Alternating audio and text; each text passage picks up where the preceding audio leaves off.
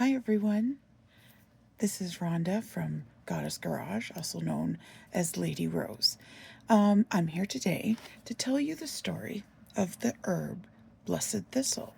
So I went to my apothecary, got out my Blessed Thistle box, and this is what it looks like. It's very soft. It's actually a very thorny plant though, so wildcrafting it or harvesting it can be a little like harvesting nettles, it's a little bit thorny. But when you finally get the final product, it actually almost resembles straw. Like a smaller version of straw, not big straw parts or anything like that.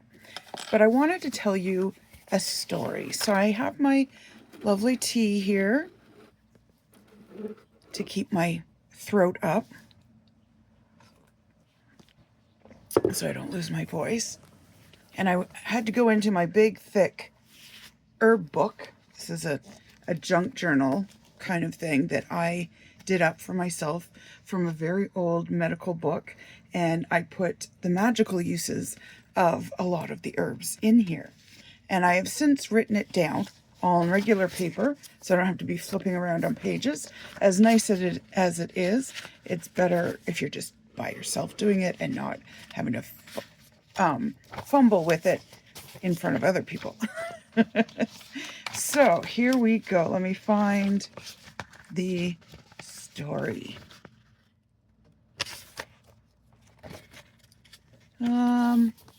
Okay, so Blessed Thistle is also known as the herb of courage, protection, and divine blessings. That's the reason Blessed Thistle, right? It has a fascinating, it is a fascinating herb with a long history stretching back centuries. So it was revered by medieval healers, and at monasteries, monks often cultivated a lot of Blessed Thistle in their herb gardens because it was very effective and considered one of the more powerful herbs. Now, the cool thing about Blessed Thistle, and I've got these little cards that I sometimes give out to people, is it can drive away melancholy or discouragement. It increases your courage and your confidence, and it can be used to find your true love if your true love truly loves you back. So if you're sort of like, are we just star-crossed lovers? Are we meant to be? Blessed Thistle can sometimes clear the way for that. During the plague that came around every once in a while, especially during the Renaissance, medieval times, all that kind of stuff, the Blessed Thistle, people would brew it or carry it around thinking that it would help guard them from getting the plague. So it's a lot about protection and stuff. So I've got here protection in doorways. You can sprinkle it in a doorway. You can sprinkle it at thresholds, that sort of thing. You can wear it as a protective little charm bag or sachets, that sort of thing. And it's associated with the god Mars, who is the god of war, and he's also the champion of the underdog. So if you're feeling overwhelmed and you're not sure, kind of thing, it's a great time to kind of maybe brew yourself up a cup of tea with Blessed Thistle in it. And it's often used when you need that inner strength or grit, when you need that extra boost of confidence. Even if you're feeling like overwhelmed and you need some determination, it's a good time to do that. I feel like I'm like leaning. Also too, it's great mixed with salt. If you want to put a protective barrier around your home or building that you live in, because apartment users can do it too. They just have to do it around the whole building, and then it's helping to protect everybody in the building, which makes for great neighbors. I've done it because I live in an apartment. I love apartment living. It's really good at breaking curses and hex. In traditional folk magic, Blessed Thistle is often combined with rue, hyssop, and angelica root.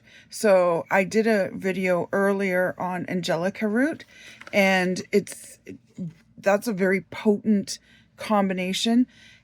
Blessed Thistle is very good on its own, but it's even more potent when it's mixed with things. Like I said, with salt for protection, with angelica root, hyssop, and rue. Whether it's all three or just a couple of them or one of each, it doesn't really matter. But these powerful combinations can definitely remove spiritual attachments. I often have Blessed Thistle with me and angelica root when I'm doing home cleansings, for instance, and it can help remove negative influences.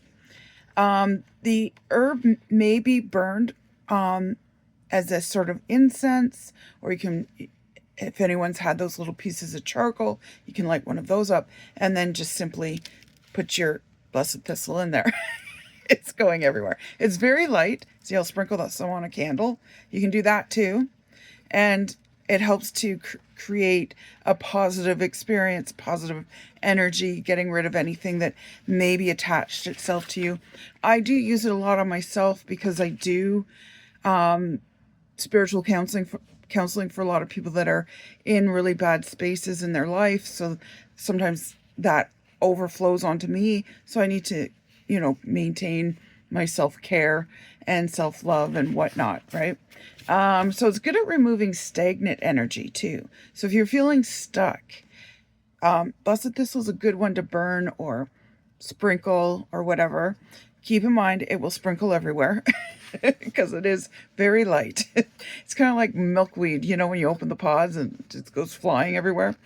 It's also good to, prepare your sacred space. If you're doing a ritual or you have an altar or something and you want to freshen it up, like every season, I tend to freshen up my altar, and I often use Blessed Thistle, hyssop, and angelica root. I use that trifecta to cleanse my altar area. It can be combined with sage. White sage is the most common one that most people have done, and I do have a thing on burning sage, because you're not supposed to burn it all together. You're supposed to break it up. Pretty sure I have a piece. Oh, I have some blue sage here, so I'll talk about what the differences are in the sage. I plan on doing a whole video on the different sages, but we'll just do hopefully a Reader's Digest version of this right now. So white sage, like I said, is the most common. It's usually tied up in little, what look like chicken drumsticks or like a big cigar. And you're supposed to cut the strings, and you're supposed to take a piece out and burn it. And, you can use it to smudge. Like for this piece here, for instance, I can put it into the candle flame like this. It's just a piece. It's not the whole thing that came with me. And then I can just smudge with this. Okay. So I'm using blue sage here. So that's white sage. It's very grounding. It gets rid of negativity. It has been scientifically proven that it actually helps clear out cold and virus and flu type ailments. Like if someone's been sick, and been taken down with the flu, after they're better, cleanse that room with some white sage. It will help disinfect. So it's very true. And white sage is extremely grounding, and I use it in combination with something else I'm going to tell you in a second when I do my home cleansings. Okay, so sometimes I'll start with sage and just see how we go, and sometimes I need a kicker added to it. So the kicker that's often added to it for me is dragon's blood. So you can get dragon's blood sage. It's white sage that has dragon's blood resin or powder or something sprinkled on top of it, so it sticks to the white sage. But dragon's blood, regardless of where you use it, whether you use it in a spell jar, whether you use it in the mixture of another herb, whether you use it in your sage, that sort of thing. And you can just take dragon's blood and white sage and put them together. You don't have to get them together, but they are available to be gotten together. So dragon's blood, no matter where it is always giving whatever is beside it an amplifier. That's how it acts. It gives it a boost. It makes it a little bit stronger. So when I'm doing home cleansings, if I'm feeling that something is a little more stubborn and is not cooperating, then I might break out the sage with the dragon's blood mixed with it. But I usually start with the sage, and usually I think there's only once that I've had to break out the dragon's blood one. Otherwise, it is very well, it's very good white sage. Now, sometimes, like, this is if I'm dealing with like spirits, not spirits in the sense of, entities, but if I'm dealing with people who have passed on, whether they're related to the people that are in the house or whether they're not. Maybe it's an old house and, the first original owner is still wandering the halls or whatever.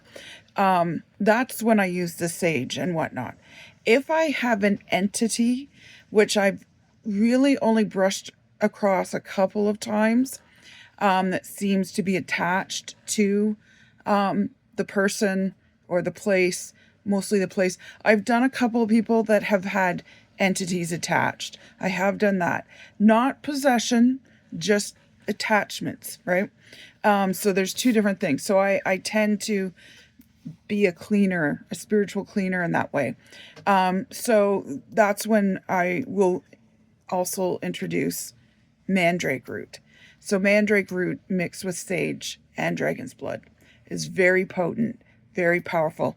Demons and evil entities cannot stand the smell or sight of mandrake root. In fact, I believe even the churches use it in exorcisms.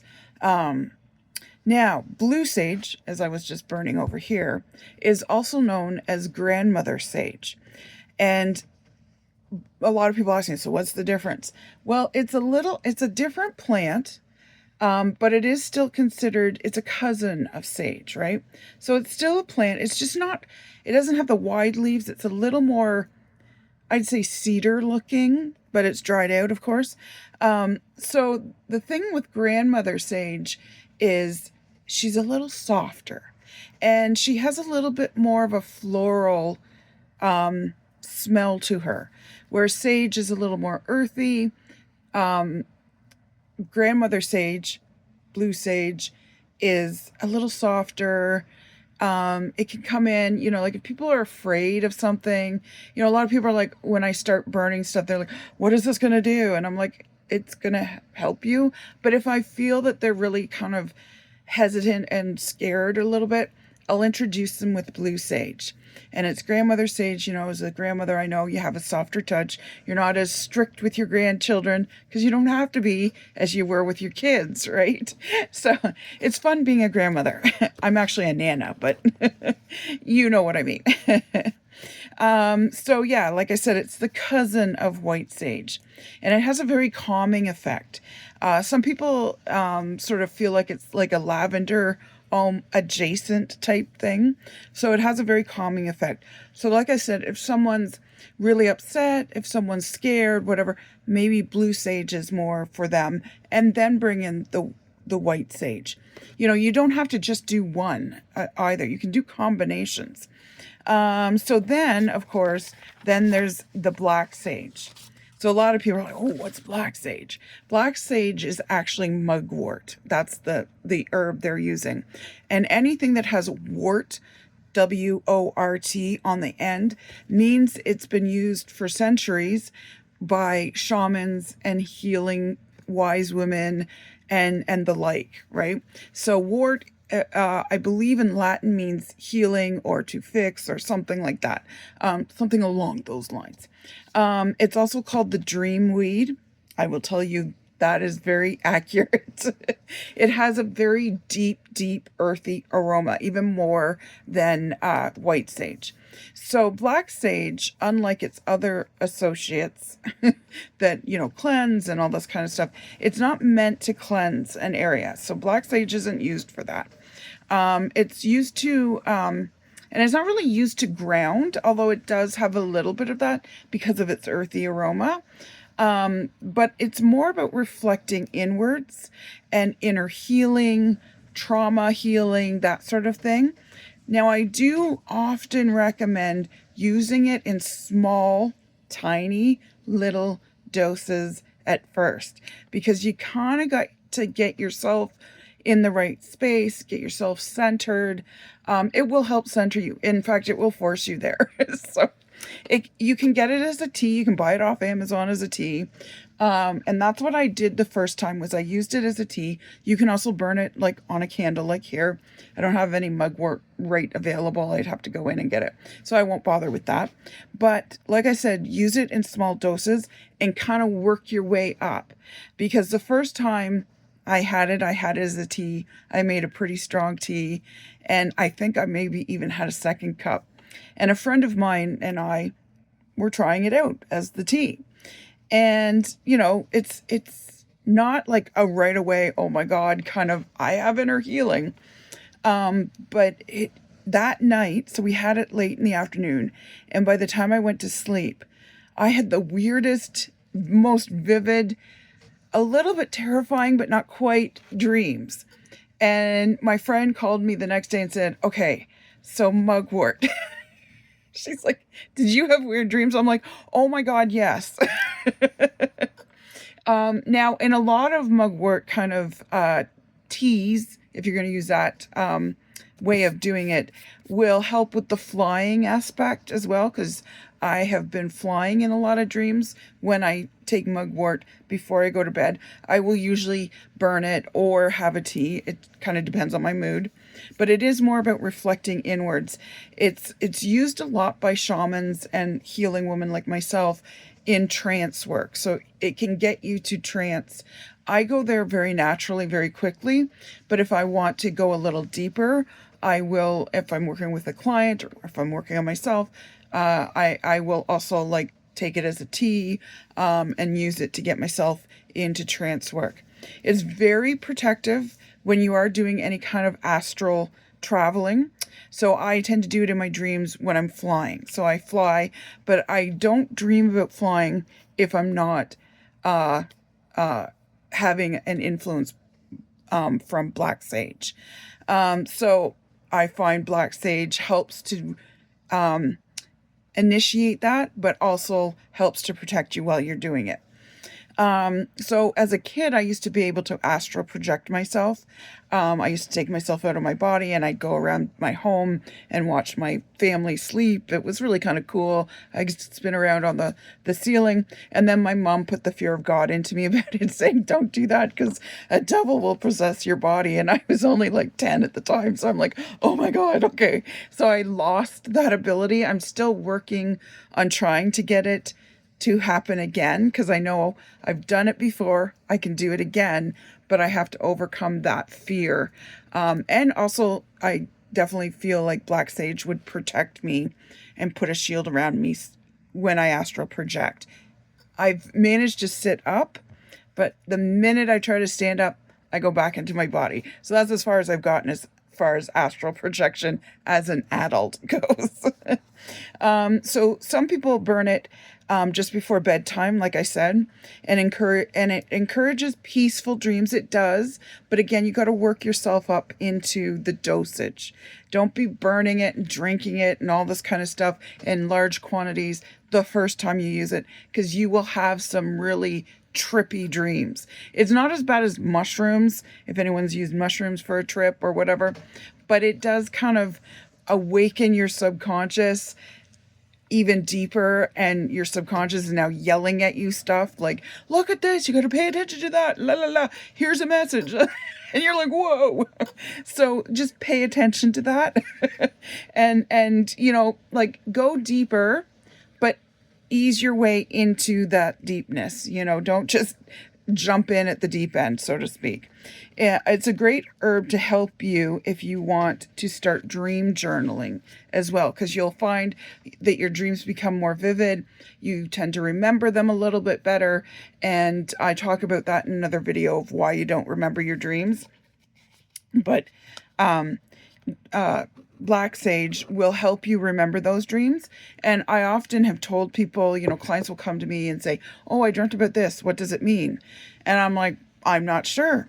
I need 10 more dreams after that. Or if you remember the 5 before it, that'd be great. You need about 10 dreams in a row, because what you're doing is you're looking for a pattern. Because we're designed to look for patterns. That's how we do things. And as a human being, it's sort of genetically imposed on us to find patterns. So what the dreams are about patterns. And when you dream one thing that maybe you've remembered and you're like, there was a purple giraffe in the corner, I'm not sure why he was there, what does it mean? Well, the next 10 dreams, see if he shows up again. See if he does anything. And pay attention to that. And once you see, I usually say about 10 or 11 dreams is the perfect amount. And then you start to see the pattern of what the purple giraffe is trying to tell you. Because when you dream one dream and you see the purple giraffe, you're really just seeing a paragraph within a chapter of a book. So one paragraph isn't going to tell you what the story is. And our subconscious speaks to us in pictures because a picture's worth 1,000 words. And our subconscious tells us everything. It doesn't filter anything out. If anyone's seen Guardians of the Galaxy and the blue guy that doesn't filter anything out and he takes everything literally, that's a perfect analogy for what our subconscious is like. Very sweet, but it's like, okay, subconscious, you got a lot of information. I mean, it's great. Don't get me wrong. It will tell you things you've missed during the day, but the trick is to tune into it. And you can start to tune into it with black sage. Now, this is kind of turning into a sage video as opposed to a Blessed Thistle video. But I'm going to talk more about Blessed Thistle now. But first, I have a story. And first, I need some tea. It's very windy out today, so my candles are sort of dancing. Okay, the Blessed Thistle at Rose Cottage. I like to talk about things in story form because we can often remember more through story and what the benefits of whatever it is you're talking about through story. So here's the story of the Blessed Thistle.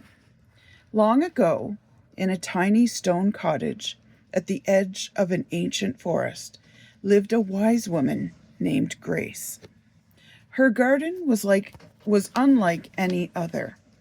There were roses that bloomed long after the frost had come, lavender that seemed to sing when the wind passed, 8 apple trees that bent low with fruit every autumn, with abundance of fruit. Yet among all her treasured plants, there was one she cherished the most. This was the Blessed Thistle. Visitors often laughed when they first saw it. That prickly thing, because it has a lot of thorns and stuff. They would ask, surely the roses are more beautiful. And Grace would simply smile. The greatest magic is rarely the prettiest, she would reply. One summer, a terrible heaviness settled over the village where Grace lived. Crops struggled, and some were lost completely.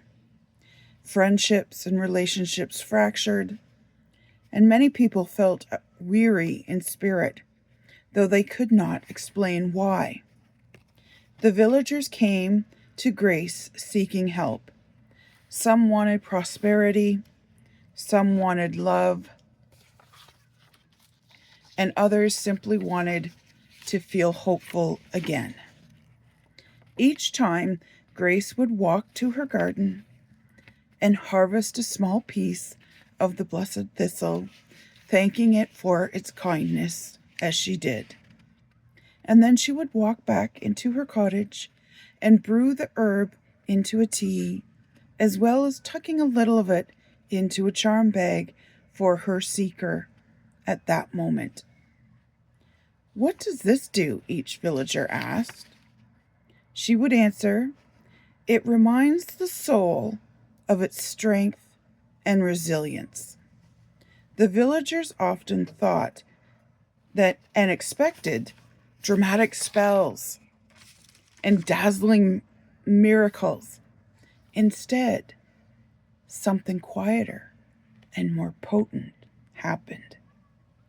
The baker of the village found the courage to reopen his shop after a difficult year of famine.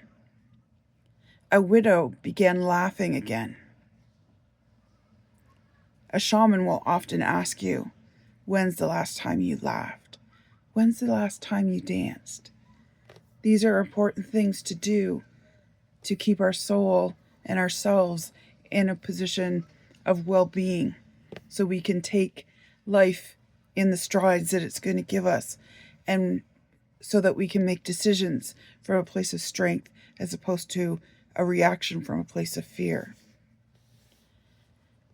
As well, two sisters who had not spoken in months found forgiveness and happiness in their renewed relationship. A young woman who doubted herself finally followed her dream of becoming a strong, powerful healer. Her name was Christine. The changes were small, very small at first, but they spread like sunlight does through the village, warming everything up, bringing its light to every dark corner. And the weariness of spirit that the villagers felt lifted, and happier days were to come. One day, a curious child asked Grace why Blessed Thistle seemed to work such wonders. Grace knelt beside the plant and gently touched one of its silver green leaves. "Look closely," she said to the child.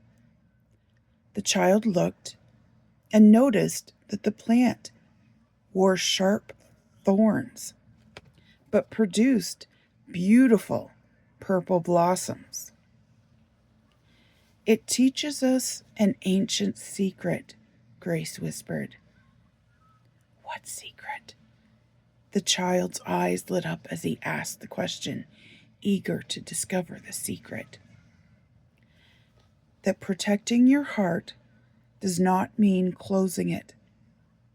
That difficult seasons in life can still produce beauty and growth. That sometimes the strongest and most effective medicine grows behind thorns. Years later, when Grace had passed into the summer lands on the other side where we'll all eventually be, the villagers continued tending her garden. Christine, the young woman who had doubted herself, had taken over the duties of Grace with great honor. And the roses remained the beloved beauties, and the lavender remained melodically fragrant. The apple trees remained abundantly generous. But every spring, the villagers and Christine gathered around the patch of the Blessed Thistle and remembered the lesson of the wise woman Grace. Beauty is lovely, comfort is welcome, but true magic is the courage to bloom despite life's thorns. And so the Blessed Thistle continued its quiet work, guarding hearts, strengthening spirits, providing grit and determination, and reminding all who encountered it that resilience itself is a sacred form of magic. Blessed Thistle in folk magic is often used for protection from negative influences, for spiritual strength during difficult times, for courage and resilience and grit to move forward, to get things done, to release. It's very good at breaking through obstacles or blocks. Blessings, it also brings blessings for the home. It's exceptional at healing grief and discouragement and reminding you that you move through both, not over both. And it's all about sacred devotion and faith and never losing hope. Okay, I hope you enjoyed that. That's Blessed Thistle, my friends.